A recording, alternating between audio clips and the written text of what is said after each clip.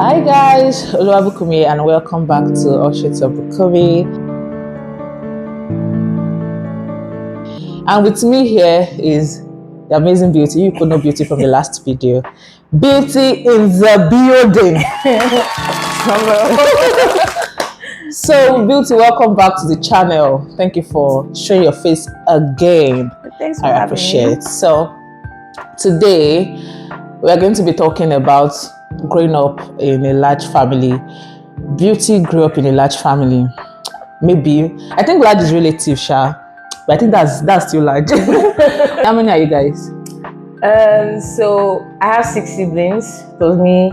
That's 7. 7 of you. And my parents, obviously 9. Okay. So, yeah. That's, if you call that large, then it is large.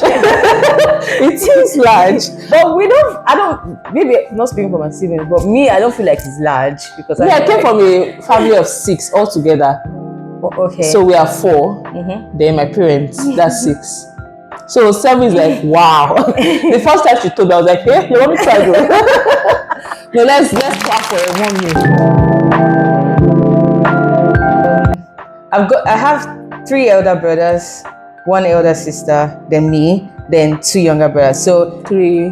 The first is a guy, Okay. second is a guy, third is a guy, then 4th is a girl, then 5th That's is me. you. 4th. Okay, 4th is a girl. 4th is my elder sister. Okay, then you. Then I'm the 5th. Then I have my 2 younger brothers. So you just 2 females, and that's you amazing. always think that she was trying for a girl. Where should I add you to? Where did she not control? So my elder sister is 2 years older than me. Okay. My elder brother is 2 years older, so it's like 2. Oh, 2. So I would say the first one is not between the first and the second is not 2, but I don't know how many. But is it up to 2 or more than 2? It's more than 2. More than 2. Okay. Then from the third one, which is my elder brother, is older than my sister with 2 years. Okay. Then my sister is older than me with 2 years. I'm older than my younger brother with 2 years. That's so planned. But the last was it one, planned? I don't know. That's so strategic. But these were the nuggets. The last one, I'm older than him with like 7 years. Oh. So it was almost as if she has finished. But then he just... I said, no, I'm coming. You know, he just came. Do you know Fuji House of Commotion? I can imagine. It's not that crazy. But there are so many... Yes, there's so many moving parts. I remember growing up, imagine having 6 children. That was before my youngest brother came. 6 children, but we're living in a 3-bedroom apartment. So my parents obviously had their room. Then the boys children it wasn't even the boys. I shared room. Oh, all of you in one room. We had my parents. Okay, it was like my parents had their room. We had one room that was, I don't know why, for the life of me, that room was a visitor's room. Because visitors will come now. And then all of us were now in one room. To be fair, the room was big. Wait now. To be fair, the room was big and we had bunk beds. Oh, okay. We had bunk beds. But I don't know why we had a visitor's room. Because the visitors don't come often. Exactly. So why not just, when the visitors are coming, you go back here, then... But growing up, my parents, I don't know why again, we had 7 children. That's not bad enough. We now had people from, we had cousins, this one's brother's son, that one's brother, always around. So my house was never just like very 9 full. people. It was always like, there was always people around. So I would say at a time, I grew up with at least maybe 7 children, maybe 9 people that were kids. Then my parents, maybe like 11. So there was always just people around or whatever. So it was now like, okay, my children have their room. So all those other people that come in, we have. So because they know that they will have a lot of people coming, like that's why they just, instead of you moving, just stay here, manage here, and then they. So I feel like for that part of my life where we were living like a 3-bed, obviously I was really young and I just remember like parts and pieces of it. Then we moved into another house that was like, it had 6 bedrooms. But still we didn't have that thing of, oh, this is the girl's room, this is the... I never had that thing of, oh, me and my sister had we did separate, at some point. But not early. But growing up, I always had to share room with my brothers. So there was always either my 2 younger brothers are in the room with us. Obviously, my older brothers were long older than Maybe The way my house- maybe the they've way gone my- to uni. They just come once in a Yeah, while. so those ones obviously they have their own room. So when my brothers were like in uni, in secondary school, SS1, SS2, whatever, me I was still like in primary school. So between me, my sister, and my two younger brothers, we like this is our own part of the house. Then my elder brothers, The were now like adult the side and the- yeah, like the adults now have their own side of the house. So yeah, so I because of that dynamic of these people are way older than us.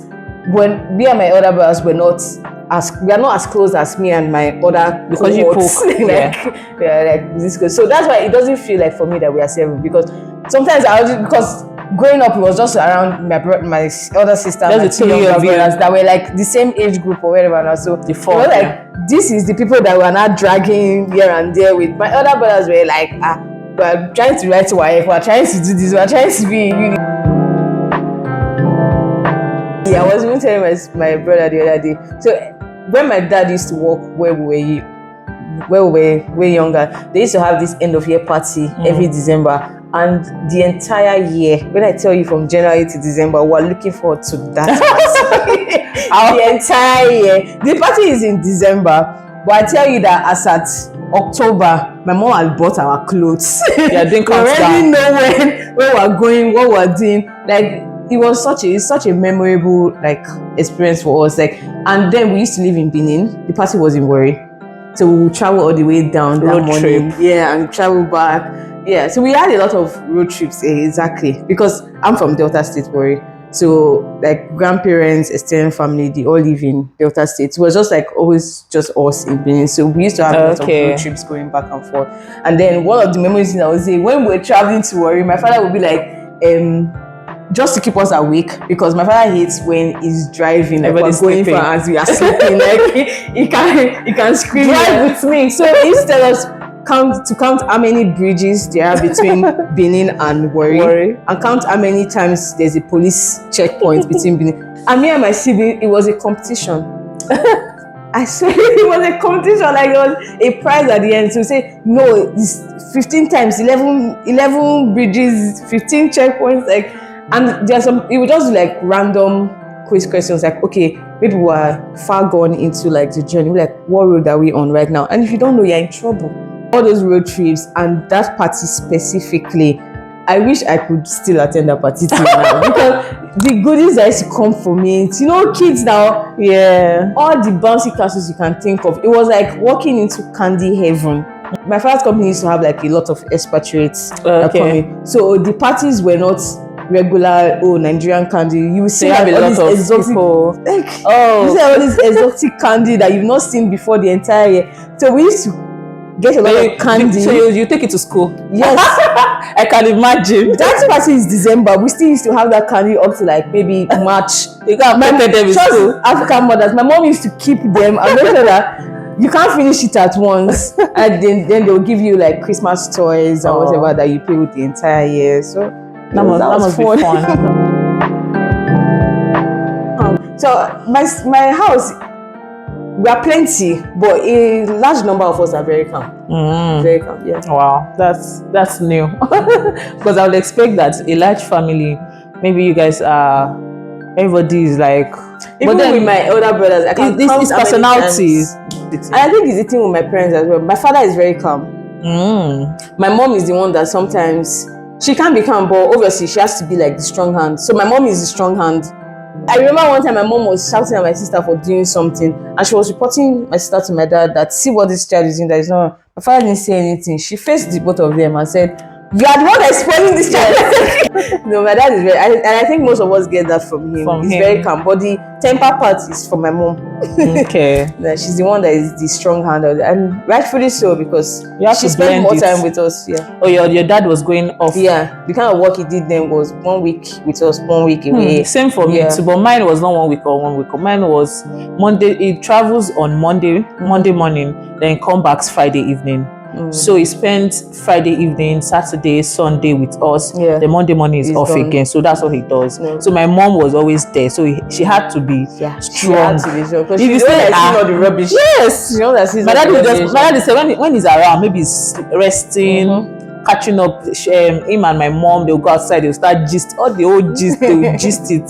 So it's my mom that was like physically there with us and understand that this rubbish that this girl is doing, this rubbish that this boy is doing. So she beared most of it because she was the one that was always, imagine only her with like 7 kids.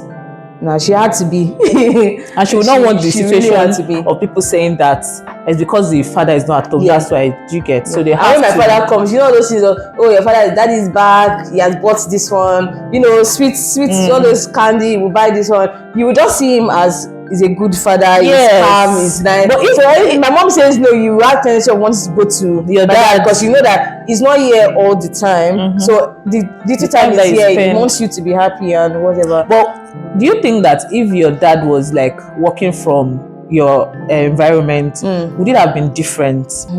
I think so. It would still have been that calm. I think it would have been different.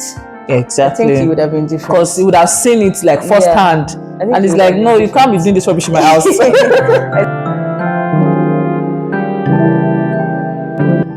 Life skills. I learned to take ownership fast because I had to grow up.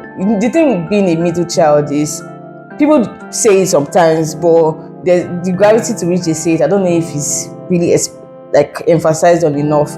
Middle child, no offense, we tend to be like almost forgotten, or I would say forgotten, but not. It's not like it's their intention to forget you, but they're always focused on if there's a child after you. Obviously, my younger brother is just 2 years younger than me, so the time that she would need to be spending on a newborn baby, she won't be focused on whatever so a child that's already like a toddler in the middle or something. So I learned to grow up really fast.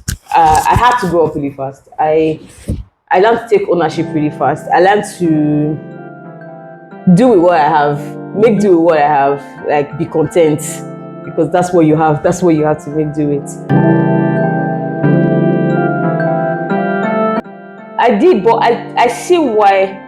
We're not trying to make an excuse. I see why I had to be like that, because obviously what I'm now learning in my adulthood is that she's been to this life only once. I think growing up as a kid, I would just assume that my mom, you're supposed to know this, you're supposed to know like 10 steps ahead. But now I'm realizing that she's been to life only once, she's had kids only once, and you know, she's doing the best with what she knows. She's her first time doing everything. Yeah, she's doing her best to the extent that she knows. So I don't hold it against her for like saying, oh, I feel neglected, or you don't understand how I feel. She's not supposed to understand how I feel because she doesn't know me. The extent to which she knows me is that, oh, she gave birth to me, but I'm a whole different person. So if I don't bring it to her and say, oh, this is what I like, this is what I don't like, or this is what I do, she wouldn't know because she's not expected to know, right? It's now up to us to like fix that relationship and build it. So I don't really, if I ever felt neglected, I don't hold it to any of my parents that, oh, I was feeling neglected, but because it's a thing of now maturing to know that, okay, I'm my own person, I need to take ownership, I need to do this. If I need a relationship with my parents, I need to like actually work towards it, especially coming from a large family where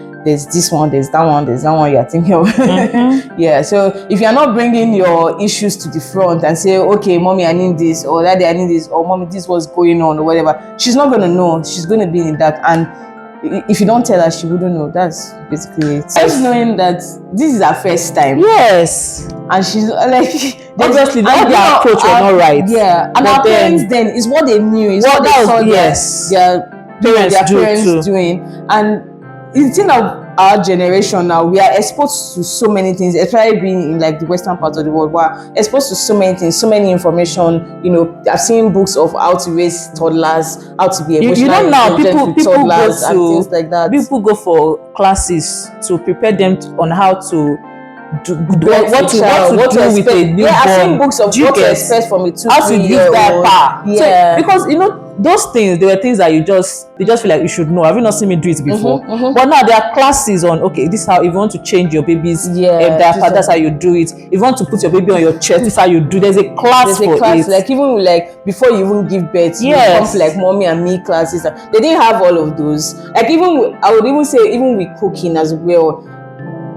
Then the way my mom taught us how to cook is just as I'm in the kitchen, just stand beside me. Yes, no. She won't even say, oh. Do you know when sometimes she might say, pour the oil. She will just say, oh yeah, go there, pour the oil. come back and stand there. Do you know my mom told us to cook? If you are making a pot of soup in the kitchen, you don't step out of the kitchen until that soup is ready. And I used to find it very fascinating. I'm like, I'm not the gas, I'm not the pot. So what should I be standing in front of the pot? So that doesn't get burnt down.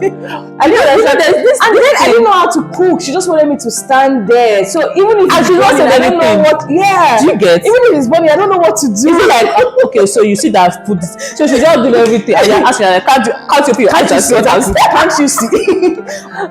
Then there was one time, I think when she threw me into the ocean to learn how to cook it, she would just say, oh yeah, Beauty, go and bring that tomato and chicken from the fridge and make stew. You're like, how? I've never made stew before. She's like, have you not seen me making stew before? Okay, I was looking at you, but do you even know if my mind was there?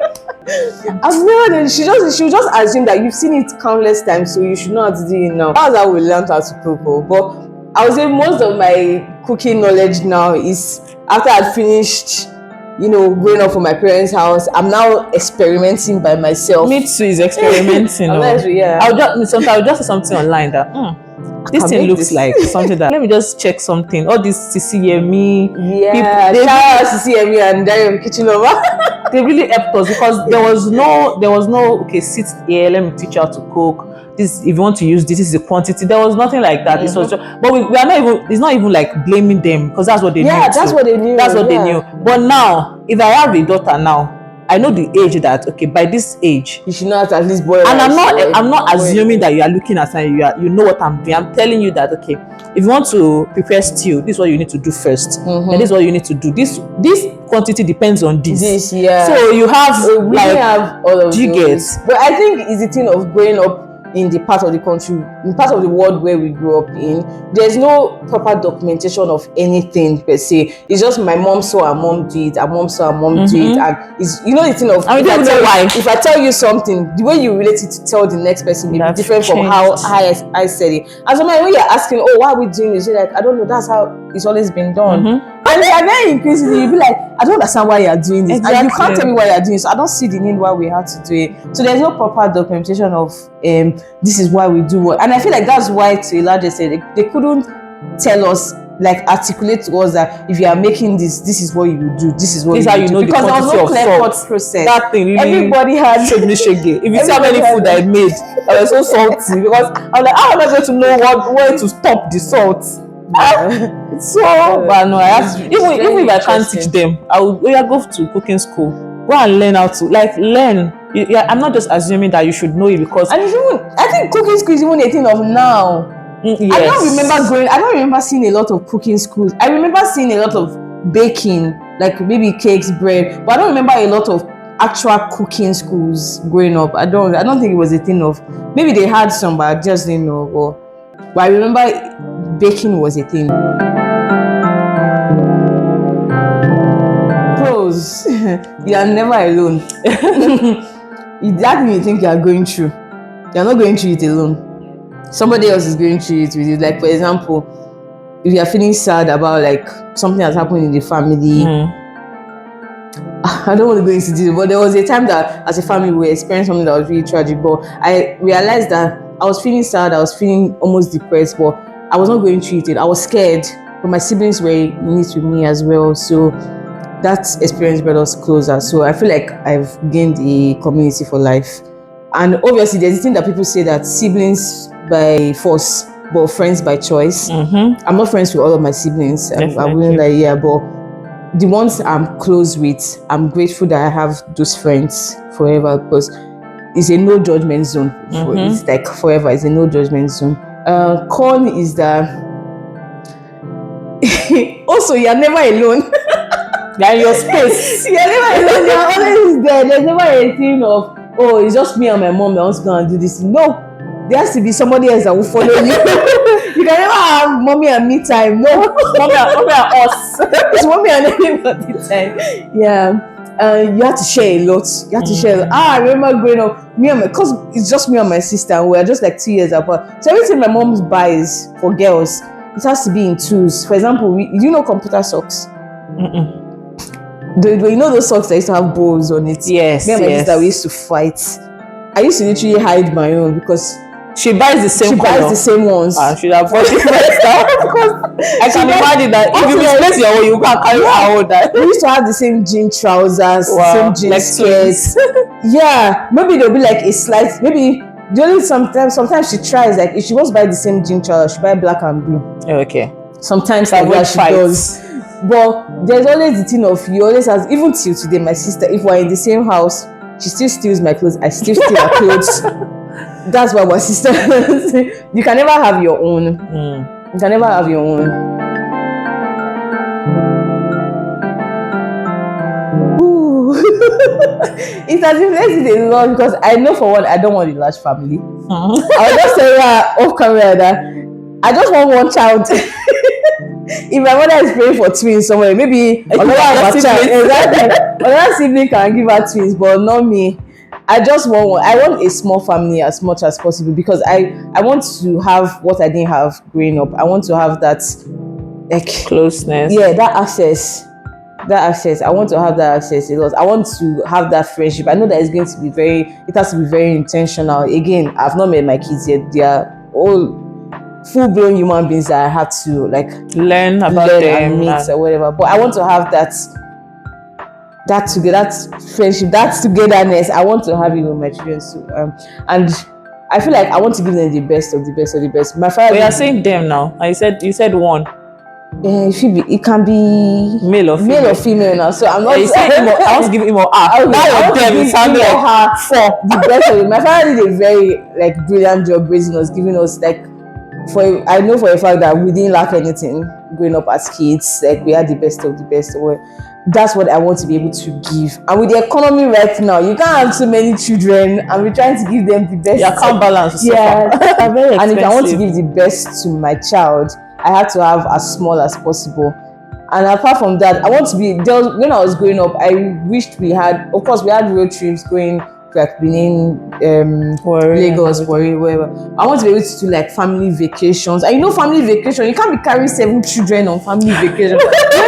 Just carry your one or 2 children. Go on your family vacation, do your thing. Like, yeah, I want to. What if your husband wants like maybe your husband wants 4? He can't want 4. My husband can't want 4 children. At least, maybe if he wants 3, we can compromise and do 2. At least we'll be in middle ground. Yes. But you can't want 4 children. I'm sorry. So what if he wants it? He can't want. I know that means he's not my husband. That means he's not my husband, because you can't want. Well, in this day and age, you can adopt. Yeah. And do fun things. Surrogacy or something. But fun fact is that I'm actually closest to my younger brother. So we're like, is it the one next or the last one? My immediate younger brother. Okay. We're like bestos. So aside from like growing up, because we were in uni at the same time, we were in secondary school at the same time. At the time me and my sister didn't go to the same uni, but me and him went to the same uni. Mm-hmm. So we kind of like, I know his friends, he knows my friends, kind of things like that. And we hang out, we go out. When I was still living in Nigeria, when we did together, we used to go out places. Like I would usually go with my friends. So me and him would just go out and stuff. So I'm closest to my younger brother. Me and my sister weren't so close growing up, but now it's now more intentional, like growing up, and we're trying to like be as close as possible. So I talk to my elder sister and my 2 younger brothers. I talk to them every day. It may not be like a message. There's a thing that my younger brother started, Gen Z stuff.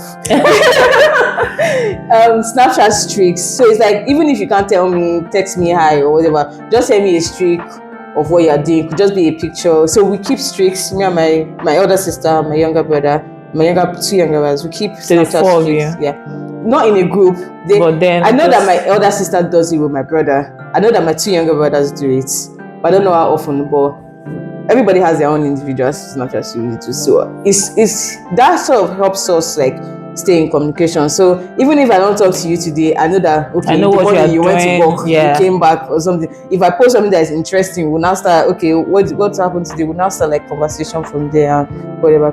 But generally, as a family, we have a family group chat.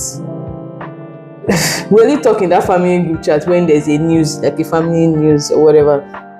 But my other brothers, I would say I talk to them.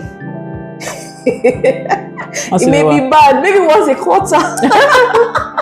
Maybe once a quarter, but it's all good. It's all good. Family love, whatever. When you talk, you pick up from where you. Yeah, when we talk, okay, no it's my bad brother. energy. Yeah, no bad energy. It's my brother. We're not fighting. We're not doing anything. It's just we have different lives. Like I said, even like growing up, like I said, we're never that close. We didn't stay in the same space enough to build that kind of relationship. So now it's just right that we talk. Except maybe we want to now start making it intentional.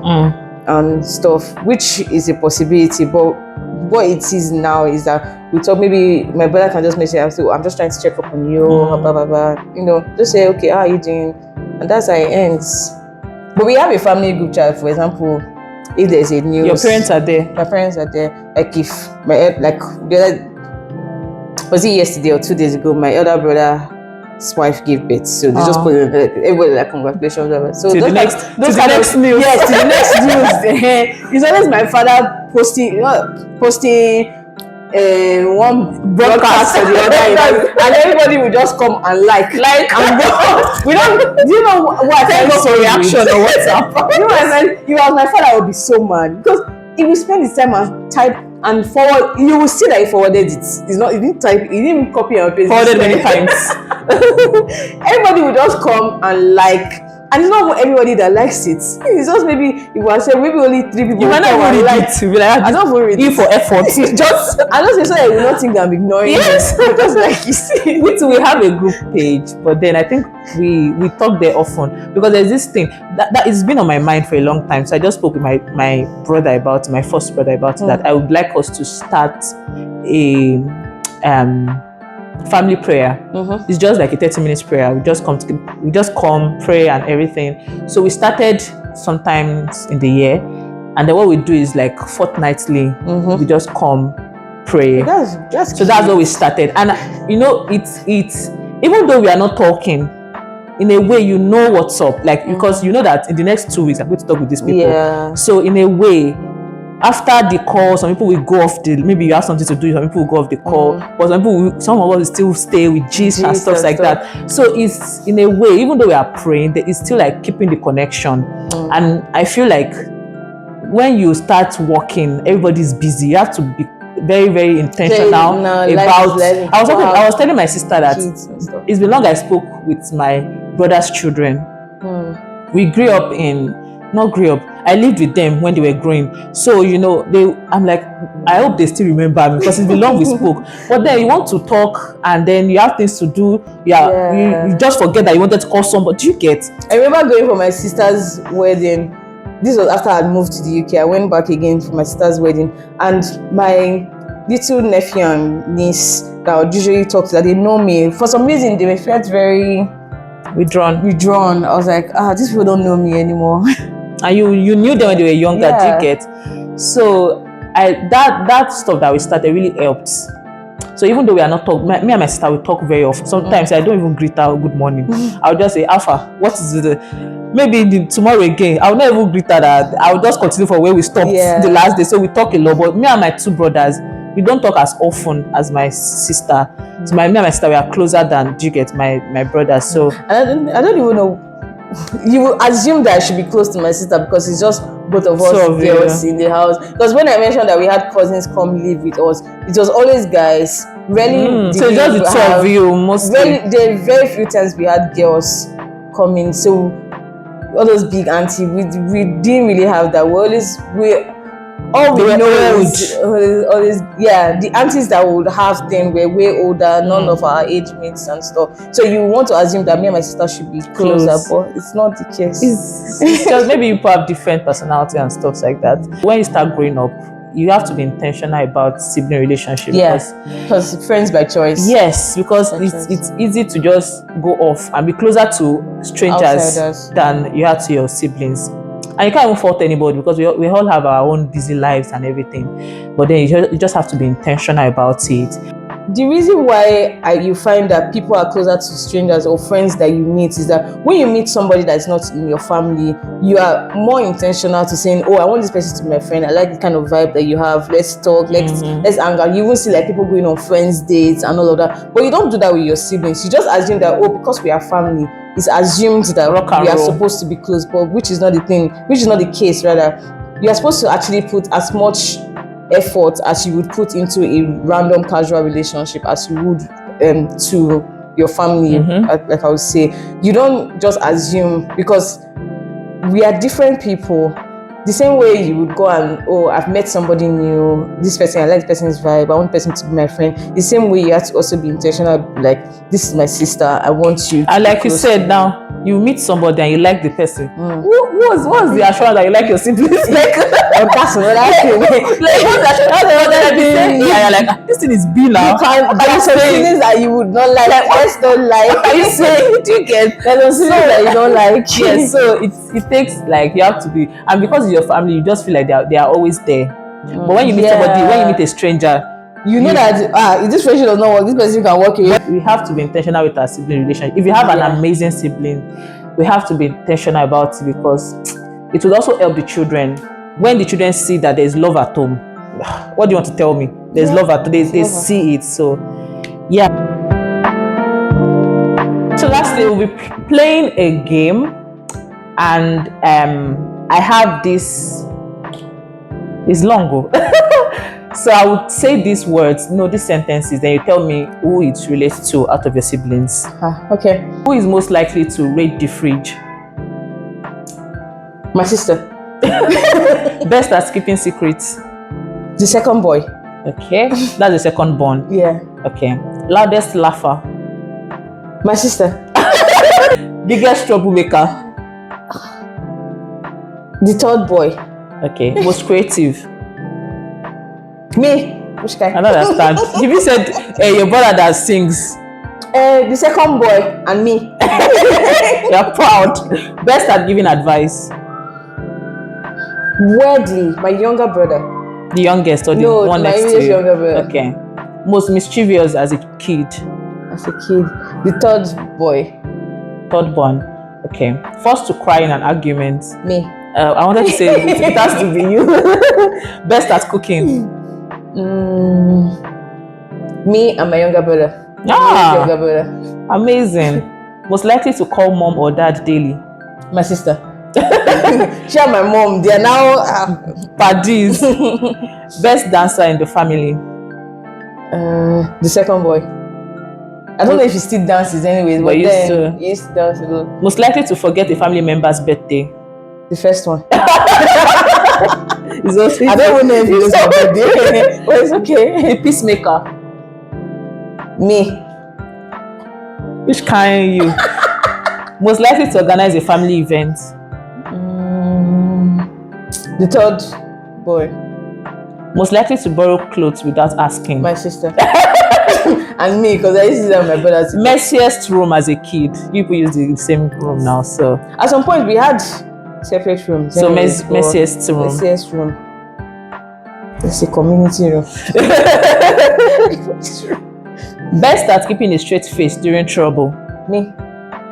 And the second one. Most likely to sleep through chaos? It's me. Enjoy it while it lasts, because the thing is, as you are growing, everybody is going to be moving out and getting on with their life real quick. This is the only time, which of course I wish I was told this, like, growing up. This is the only time that you have, that you spend the most with your siblings. So enjoy every bit of it. The fights, I know there's a lot of fights, there's a lot of quarrels, a lot of dragging things there and there, but see the beauty in it, because in 5 years to come, you're not going to be in the same space anymore, and then you'll be missing the chaos, you'll be missing all the, oh, my sister is here, oh, that one is here. So enjoy it while you last. So see the beauty in the chaos. Yeah. Beauty 2024. Thank you so much for coming once again on this channel. Thank you everybody for watching. If you've not subscribed, why? Just tell me why. Did you not enjoy this video?